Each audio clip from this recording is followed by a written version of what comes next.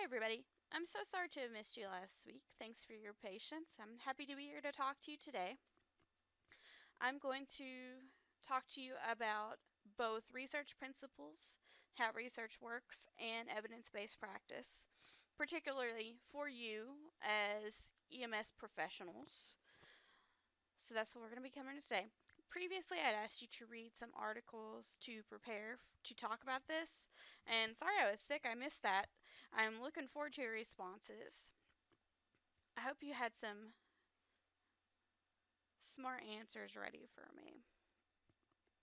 Some of the important aspects of research in EMS that I want you to pay attention to are the following. So, one, outcomes-based research. What strategies are best for patients? How can we treat patients better? These are all good things. These all help you, especially in the paramedic field, to become quicker, more agile, and ready to treat patients. New procedures, new medications, new treatments. Innovation comes from research. If you don't do research to move ahead, you stay the same. There's no other field in the world, even history, that stays the same. So all fields are constantly studying and working to innovate and find new things to make improvements. Quality assurance. When you are out in the field with a patient, isn't it good to know that the thing that you're about to do has been tested before? I think so. Uh, just for patient safety, this is a really important thing, and it just ensures that you are doing the right thing out in the field for better outcomes, which is the next one. Uh, Obviously ensures better results in the field. Also, cost effectiveness.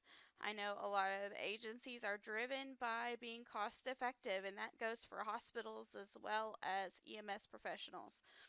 So this is pretty standard across any health program. Cost effectiveness is a biggie. So knowing that you're doing the right thing first without trying 3 to 4 different things before that can save money in the long run. Also, like I said, professionalism. There's no other field that stays the same. Your goal is to make the profession better than when you came in and to increase the professional respect. If you get the chance, you may want to take a look at this 2001 National EMS Research Agenda, which is an actual document that sets forth the agenda and the purpose of research in EMS, which is actually very in-depth. So your field is working really hard on staying ahead of the game in terms of research. And then we also have evidence-based medicine, and we'll talk about that in a moment. So how do we get this research? Here is a quick little chart. The scientific method is the same no matter the field. This is pretty much the standard method that people follow when they are researching. So you start with a problem. That is your purpose. So, for example, you want to improve patient neck safety. So then, if that's your purpose, you're going to go in and start researching about that. We're going to talk about that a little bit more later. After your research and your reading, you are going to make a guess. Okay, if I do this particular thing, this will increase neck safety. Then comes the experimental phase. What are you going to do to test that, and how are you going to do that safely? That becomes a lot more complicated. And then, of course, with any good experiment, you have to analyze the results to determine whether it actually helped or not. In some cases it doesn't, which puts you all the way back to the beginning of the scientific method to try again and try something else. If it was successful, then you can move on to the conclusion stage. So, when you're preparing the question, you have to keep in mind a hypothesis. A hypothesis is an educated guess in a relationship between two or more variables. So the example I was talking about before, neck safety, that only gives me one variable, neck safety itself. So what is another variable that I could incorporate? You could do anything from a neck brace to a different kind of technique when lifting a patient. Either way, as long as there are two or more variables in your hypothesis, it is a solid hypothesis. You have to make a guess based on your experience. So let's say you have a patient, a woman who's 52, shortness of breath, dizziness, fainting, extreme fatigue, and flu-like symptoms. What do you think that is? Well, it could very well be a heart attack. And how would you know? From your experience. You know that women don't often have chest pain when they are having a heart attack. They will often have different kinds of pain. So hypothesis should come pretty naturally to people in the paramedic field because it's something you have to do very quickly on the job every day. Scale of 1 to 10, what's your pain? That's a qualitative measure. Quantitative measure is an actual measurement. The degree of a neck moves when being lifted. The distance that someone has to be lifted. These are actual measures, solid numbers. Quantitative also often measures before and after. For example, pulse ox, blood pressure. What are things that can be done to increase, decrease, to make a difference? Okay, next up. Another part of the scientific method is to define your population. This has to be pretty specific. The more specific it is, the better. So, not only would we examine neck injuries, but maybe there's particular kinds of people who suffer those neck injuries in a particular place. So you have to consider that as well. A good population might sound something like this: middle-aged coal miners in eastern Kentucky. That's a very specific thing with a very limited number of people. Something else that would probably work for that is geriatric patients with diabetes and dysphagia. That is also a very narrow and specific population of people. And then we get into identifying your study limitations. Okay, get ready because I'm going to start giving you a lot of definitions here, but these are all important and I'll tell you why in just a minute. Selection bias happens when your selection of people for your study is not random for whatever reason. A random sample is the ideal selection. This means that each person or unit is completely random. And to do a random sample, you have to have a very clear definition of the population. You also have to have a complete listing of all the elements that are involved. So, what are the ages? What are the characteristics? You have to be very, very specific in them. These also have to be statistical independence. And all elements need to be independent. So, it can't be people from the same household. You'd have to make sure that you were selecting people from a different household. That there's no connection, no overlap. So, a few ways to ensure and prevent selection bias. For example, systematic sampling. This would be like, for example, if you picked every third person to walk out of a building. That's systematic sampling because you don't have any control over those people. So that's still random, but you are putting some sort of system on it. Alternative time sampling. The time parameters was what you consider here. So every 15 minutes, you select a person from a group. Convenience sampling is probably one of the least reliable methods. Subjects meet the criteria and then they agree to participate, which sometimes in an EMS situation might be necessary. If you want to do actual research in your paramedic field, that might be what you have to do. Let's get into sampling errors and how that happens. When you're not able to reproduce the characteristics of the population in interest, that's when you get your sampling error. For example, if you had the geriatric patients with diabetes and dysphagia, if you cannot recreate that group, that's when sampling errors happen. And of course, that is selection bias. So that limits your study and the effectiveness of your study. Single blind And double blind, triple blind, and unblinding are all ways to prevent bias as well. Single blind is when the researchers know the subjects don't know. So researchers know who's taking what thing or who is being checked for this, who's receiving a placebo, etc. In a double-blind test, neither the researcher nor the subject know who's receiving a placebo, who's being tested, who's the control, and who's being tested for what. In a triple-blind, there's no grouping. So not only do the people not know who is being tested for what, there are no specific groups to set that apart. And unblinding is when the treatment is actually known to the subjects and the researchers. So that's actually being very well informed about what is happening.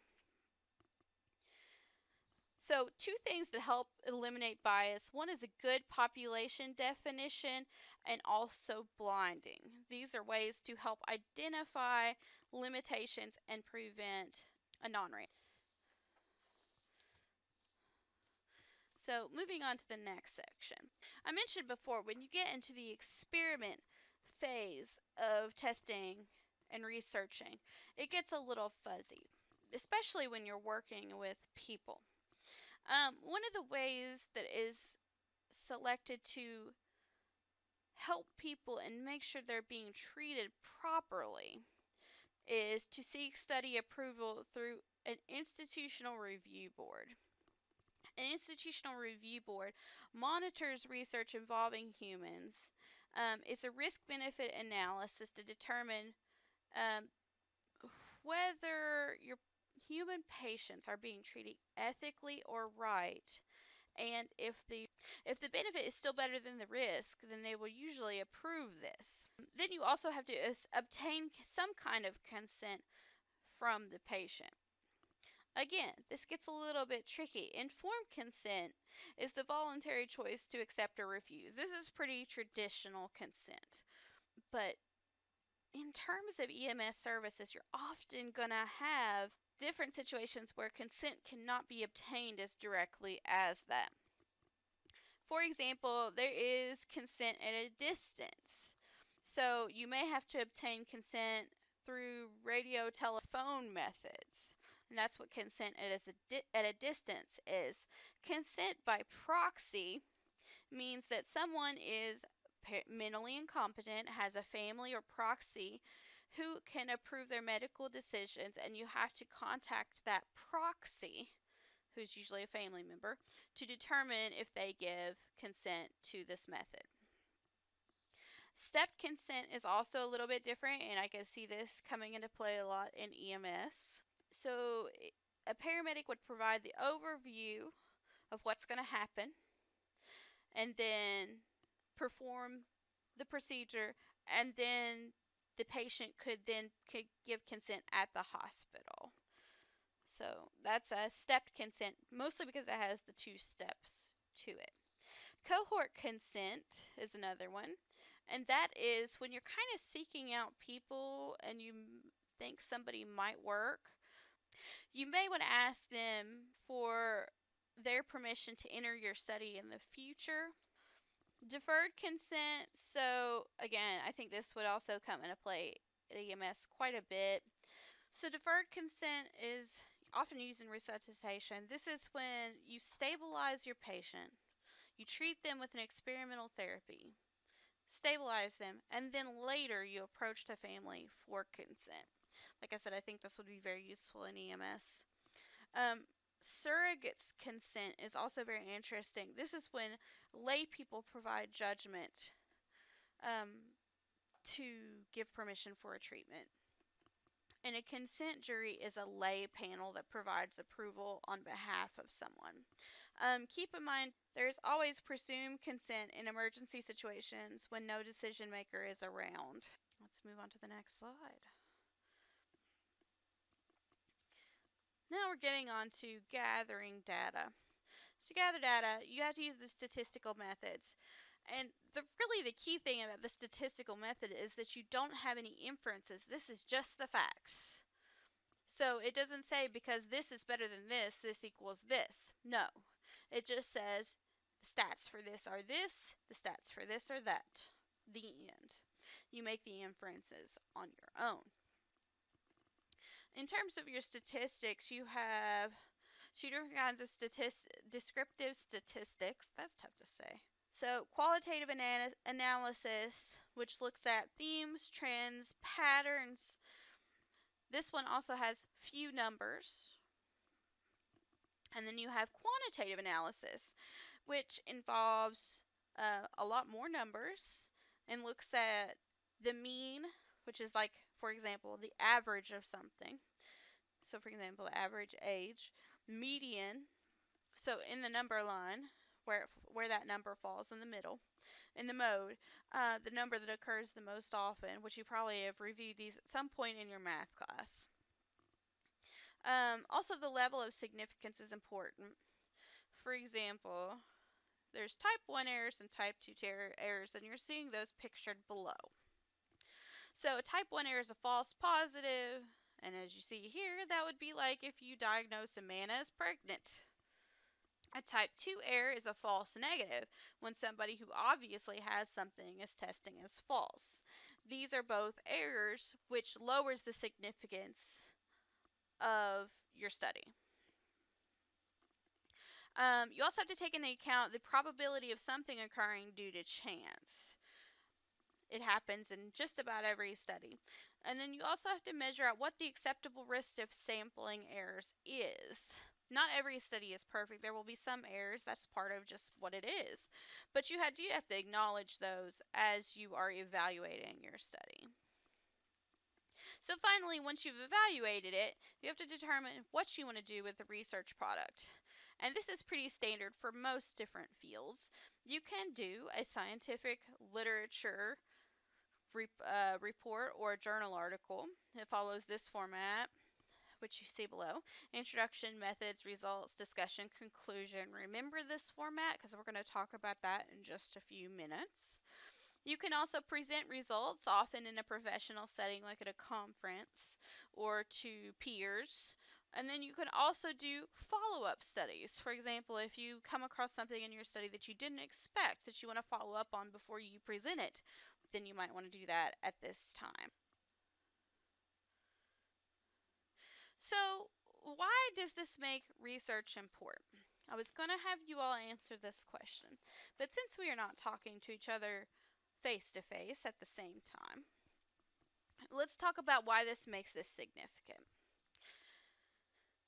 As you can tell, research goes through an extensive process with a lot of steps and a lot of permissions that have to be obtained before it is done. So that in itself, I think, is significant. Experience is also always valid, and your experience is really important in the paramedic field because you have to make decisions so quickly. But research paired with experience gives you that quality assurance that ensures that your patients are safer and more secure. And I think that is an important goal. I'm sure you would agree. The last thing you want to do is lose the patient because you just didn't have all the information. And lastly, research is a really regimented way of trying something out. Sure, you can try something out on your own, but do you have the security that someone does who is doing formal research? Probably not. Again, research does a lot of things for the profession, and it's crucially important, especially in this time when people are talking about the phrase alternative facts, to know that actual facts are obtained in this detailed method. So now let's move on to my favorite part. I know, nerdy, right? I love talking about evidence-based practice. But before we do that, we need to know what traditional medical practice is. And that is based on three things: medical knowledge, intuition, and judgment. Now, since I just said a moment ago that experience is valuable, but you may be missing out on something important, then I think you know what's being left out here, and that is actual research. So here are the steps for evidence-based medicine. Does this look familiar to you? To me, this looks extremely similar to the, and let me pull it up for you, to the chart for the scientific method, which is here. It's not exactly, but the method itself is very similar, and I think that's for a reason. So these are the steps. So 1, you ask a question, which is the same as your purpose. What do you want to know? What can you do better? What is your guess about what you would do better? So 2, you do your research phase, which is obviously my favorite phase. 3, then you critically appraise your research. So you analyze it. If I were to do something to improve myself, what would I choose? If I wanted to improve this situation, make it better, which method would I choose? Because obviously there's going to be a lot out there. Then you implement that based on the research. So you are making an informed decision. The next person that comes in with a neck injury, what can I do to make them safer? Based on my research, I'm going to try this method. And then later, the most important part is evaluating that. Did that work out? Did that actually help? The research might say that it does, but it may not actually be helpful.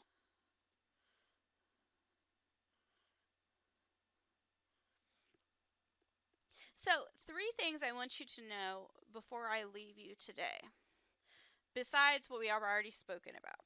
3 things about evidence-based research I want you to know before you leave me today. 1, how to locate evidence-based research. 2, how to identify it. And 3, how to evaluate it, okay?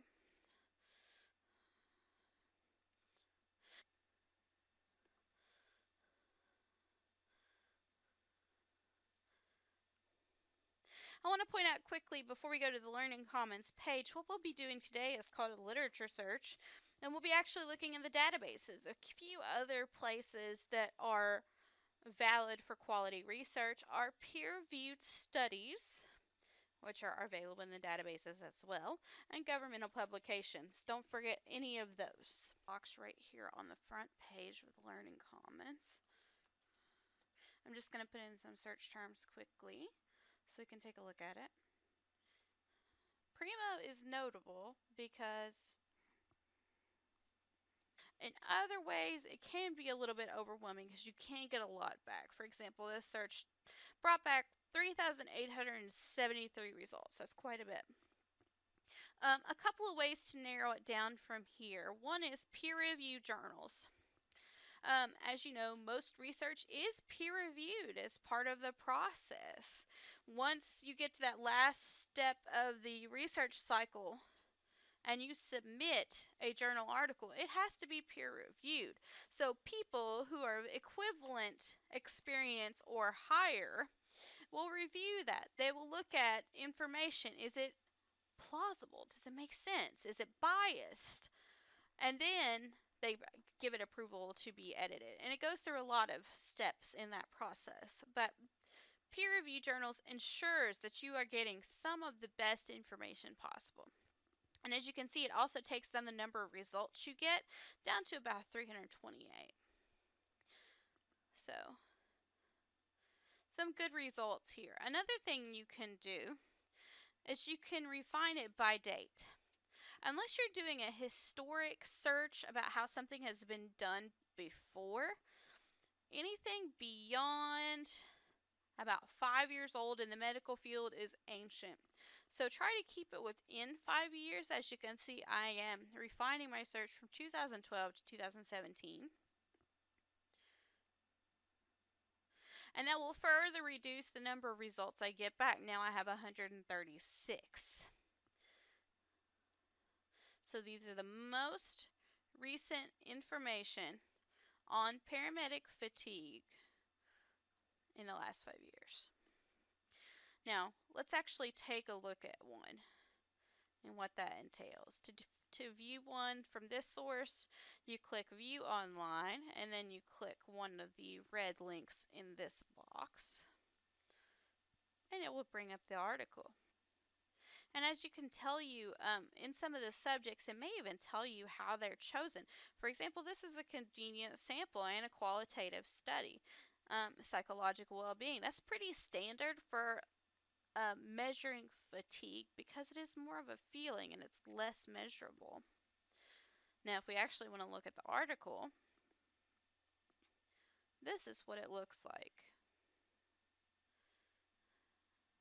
And you're going to notice those same sections that I told you about when you actually write an article based on research are going to be located here. You have an introduction, you have a methods, you have a results section, you have charts, you have numbers, you have information, you have discussion, and often you have a conclusions. You'll notice that the limitations section is present here, and that's important. So that is one way to find articles. I do want to show you another way in case you like a different method. So from the Learning Commons page again, another way you can find articles in a more limited way is to actually go to the databases. Instead of searching everything we've got at once, you can search some at a time. Scroll down to Health Science, and let's just start with one, because we can search more than one at one time. Now, there are no specific paramedic databases that we subscribe to, so most of the information that you're looking for is going to be included in nursing and medical databases. And actually, there's not a lot of paramedic research done at this point, so you may not have a huge amount to choose from anyway. So what I'm doing now is I'm going to show you how to search more than one database at a time to maximize your experience. So if you click on Choose Databases, and then let's click these two CINAHLs, this Health Source Nursing Academic Edition, Medline, and I think that's enough for right now. Just those 5 should be plenty. This will give you less to search through and hopefully more precise results. One really important thing I want you to notice is if you have a full text box, to make sure you select it. This will make sure that any pieces of articles that are just abstracts or that we don't have full text access to don't appear in your search, so you only get full text results. So let's take a look with the same search that we did earlier, just for comparison's sakes. And here's what you get. Again, I told you, you will get less. And that's okay, because this is actually a pretty narrow topic and there's not a heck of a lot of research on it anyway. So for those few databases that we searched, this is the only one available. And this is actually the same one we looked at earlier, I believe. So just to show you the difference in how they work, keep in mind there are more databases available on the list than what we searched. We searched 1, 2, 3, 4 of this full list, so you can go into each one individually and search them there as well. And you will get more results. So sometimes I like to try both methods to see what's available to me, because sometimes you will find something different both ways. Alright, so now that we know how to locate it and what it, we've also kind of talked a little bit about what it looks like. It has those particular sections that we're aware of. I want to point out this great resource that I found that differentiates these 3 things. Like I said, there's not a heck of a lot of scholarly research. There's plenty of it if you're looking in the right places, but there's not an overwhelming amount of research on paramedic issues. But if we were looking for that, we would want to look for scholarly journals. Most of what paramedic information articles are professional or trade journals. There's nothing wrong with these. There really isn't. Sometimes they can provide a lot of information that is helpful to you and practical. But in terms of the process and what it goes through before it's published, scholarly journals are your better bet because they go through so much more to be published. You also probably have some popular magazines in your field. That's pretty common. And these, in terms of ranking which one's best, these fall pretty low on the spectrum. But that doesn't mean they have no value at all. We already kind of looked at some of what this looks like. These are your scholarly journal articles from the database, and it gives you information about how you can identify those. And if you want to look at that more later, I will allow you to do that. Now, let's get into the tough part. How do you evaluate this research? This, I thought, was a pretty good evaluation form for your research.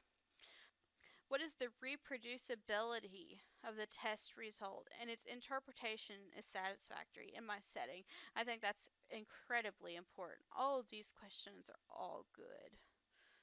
So keep these things in mind. This is just a sample of one of the ways that you can analyze and evaluate research.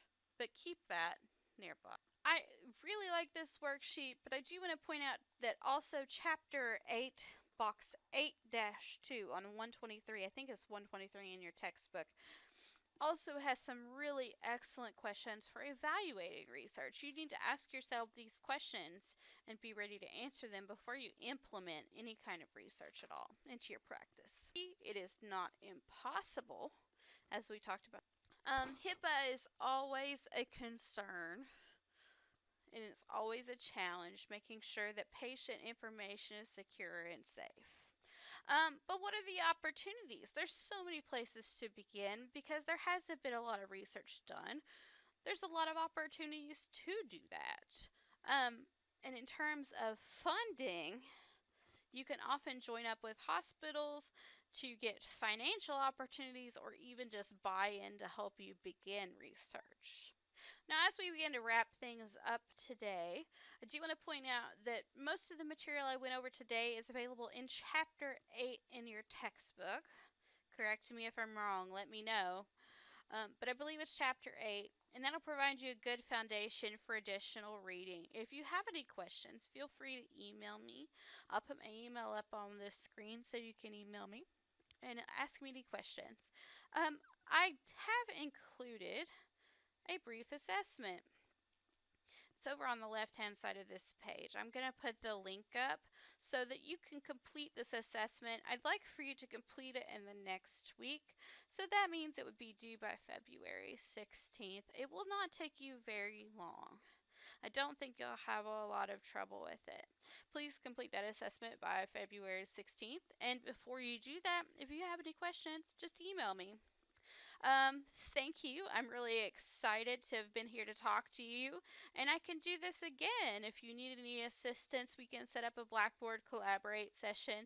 You can come and visit me in the Learning Commons on the Laurel campus, or we can talk via email as best as we can. But the other two are probably the best ways to reach me. Well, thank you very much for sticking with me, and I hope to talk to you soon. Thanks.